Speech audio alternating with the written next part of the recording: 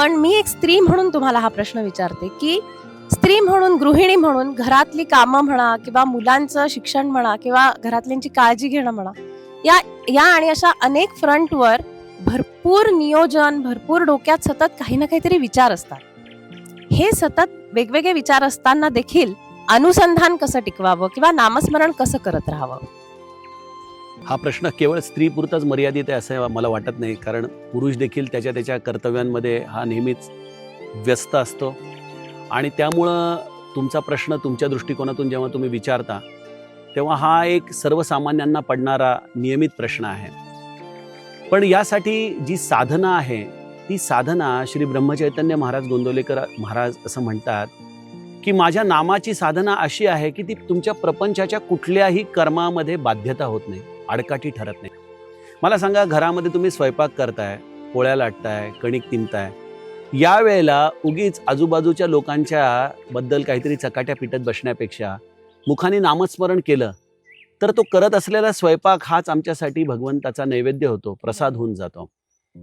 त्यामुळं कुठलंही कर्म हे तुमच्या मुळात परमार्थाच्या आड येतं, हा पहिले आपण दृष्टिकोन बदलला पाहिजे.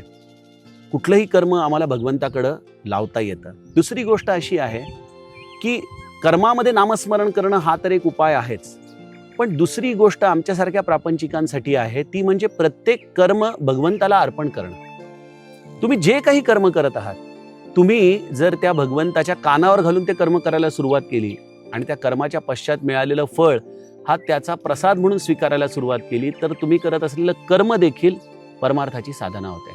मग अगदी तुम्ही ऑफिसला जायला निघाला तर महाराजांना सांगून निघा की महाराज निघतोय बरं का ऑफिसला, रामराया तू माझ्याबरोबर चल बरं. आणि त्यांच्या प्रत्येक गोष्टीला त्यांना निवेदन करायला शिका. तुमच्या कंपनीमध्ये जर काही त्या दिवशी चांगलं झालं तर ते देखील महाराजांना सांगा. एखादी गोष्ट तुमच्या मनाला कुठंतरी शल्य वाटत असेल तर ती देखील आपल्या गुरुला निवेदन करायला शिका. अशा कृष्णार्पणमस्तू भूमिकेमध्ये जर आपण राहिलो तर परमार्थातलं कुठलंही कर्म हे देखील तुमची साधना होतं. त्यामुळं अनुसंधान ही गोष्ट जी आपण कृष्णाच्या चरित्रामध्ये गोपींकडून ऐकलेली आहे की देहाने ते त्यांचे कर्म करत होते पण मनाने त्या कृष्णार्पणमस्तूच होत्या निरंतर. तशी जर एका स्त्रीने आपल्या प्रत्येक कर्माला भगवंताच्या अधिष्ठानाची जोड दिली तर तिचं कुठलंही कर्म हे तिला कधीच भगवंताच्या स्मरणासाठी आडकाठी ठरणार नाही. आणि कधी कधी तुम्ही बराच काळ त्याचं विस्मरण होईल तर विस्मरण झालं हे देखील त्याला सांगा, म्हणजे त्याच्यात त्याचं स्मरण होऊन जातं. त्यामुळं महाराज काय म्हणतात की तुम्ही जागृत अवस्थेमध्ये नामस्मरण करण्याचा प्रयत्न करा, बेशुद्ध अवस्थेमध्ये मी तुमचं नामस्मरण करेन.